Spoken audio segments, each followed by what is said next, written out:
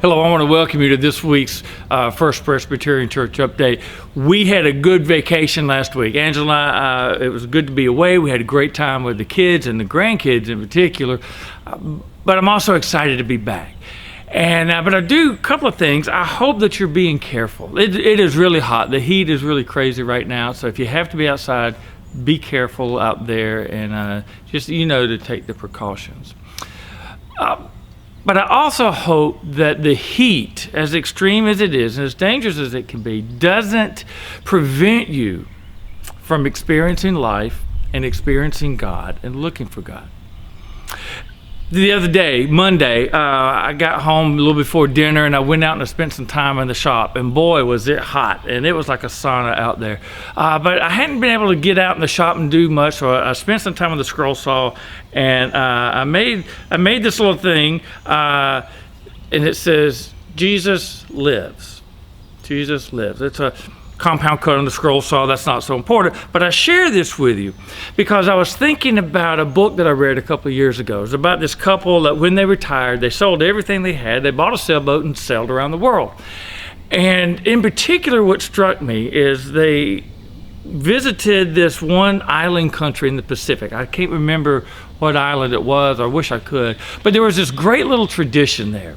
And every day, people would take about an hour out of their schedule and their busy lives to do something.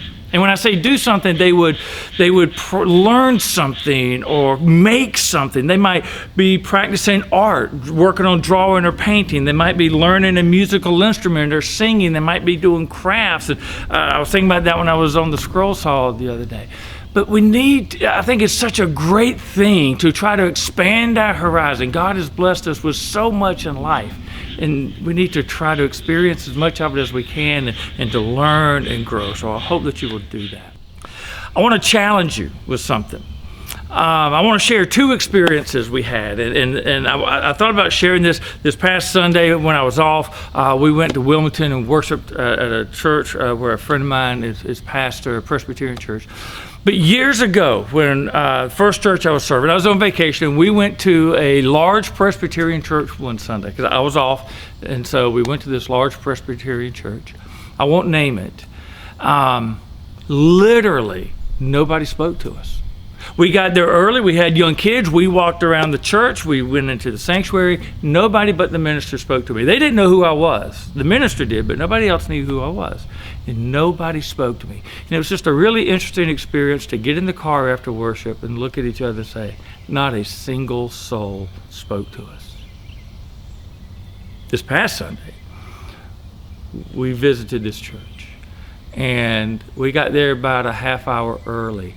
Everybody spoke to us. They didn't know who I was until we got to talking and we introduced. But before that, before they knew who I was, they were very welcoming. They would go out of their way. They were obviously involved in some conversations with other church members and friends, but they would step over to speak to us, make a very intentional effort. Now, I share these two experiences, not to compare churches, not to compare us to anybody, but I hope, my prayer is that we are much more like that last church, the recent church, than the first church. I hope that nobody is able to come to worship and get out without being spoken to, whether they are a member or a visitor. So I want to encourage you, as I will challenge myself, to pay particular attention to new people in particular, but try to speak to people and greet them and make them feel well, help them to feel welcome and a part of God's family. Whether folks are members of this church or they're here for 1 week only, doesn't matter. We're part of God's family, and we need to help each other see that and feel that.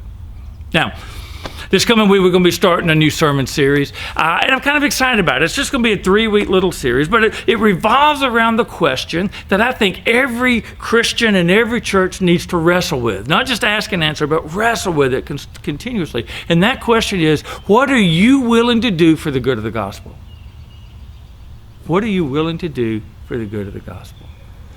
I mean, that is our mission, right? To share the gospel, to spread the gospel. What are we willing to do in order to achieve that and make that happen?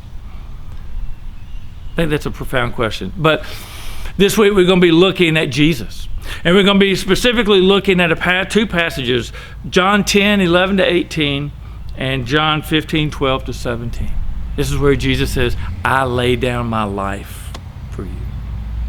And the sermon title is Laying It All Down. And I think in there, not only does Jesus tell us what he is going to do, but there's a challenge. What does it mean for us to be willing to lay down our lives for others? So we're going to wrestle with that. I hope that you're able to worship with us. I hope that you can worship with us in person, but if you can't worship with us in person, please, I hope you can join us online and worship with us on our live stream. Know that you continue to be in my prayers. I look forward to seeing you, and I look forward to the opportunity to worshiping with you.